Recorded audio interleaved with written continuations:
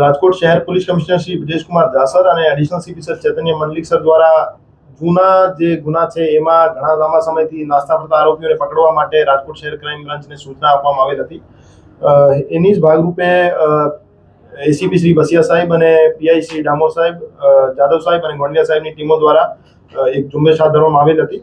એમાં ભક્તિનગર પોલીસ સ્ટેશનના 2007ના એક મર્ડરના ગુનામાં નાસ્તો ફરતો આરોપી હતો કિશન ઉર્ફે કૃષ્ણા બહાદુર ખોજીરાજ ચૌધરી, જે મૂળ નેપાળનો રહેવાસી હતો। 2007માં એક મર્ડર થયો હતો ભક્તિનગરમાં। એમાં મર્ડર કરીને એ આરોપી તરત જ નેપાળ ભાગી ગયો હતો। એના પછી 19 વર્ષ પછી રાજકોટ શહેર ક્રાઇમ બ્રાન્ચ દ્વારા એને પનવેલ નવી મુંબઈ ખાતેથી અટક કરવામાં આવેલ છે। આ બનાવમાં હકીકત એવી હતી કે 4 આરોપીઓએ મળીને એક ભાવેશભાઈ રાજપૂત નામના વ્યક્તિની, જેની ઉંમર 24 વર્ષ હતી, એને અપહરણ કરી અને એને ગળાના ભાગે તીક્ષ્ણ હથિયારથી ઈજા કરી એને મારીને વોકળામાં નાખી દીધો હતો અને 10 દિવસ પછી એમની બોડી મળી હતી।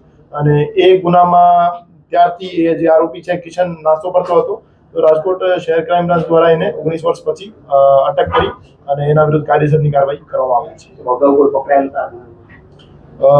મંજુલાબેન નામની એક મહિલા આરોપી હતી જે મર્ડરના આ ગુનામાં અટક થયેલ હતી અને બાકી બીજા જે 3 આરોપી છે, બીજા 3 આરોપી પૈકી એક કિશન ખોજીરાજ ચૌધરી છે અને બીજા આ સિવાયના 2 આરોપી જે છે હજુ નાસ્તા ફરતા છે, એને પકડવા માટે અમે કાર્યવાહી કરી છે।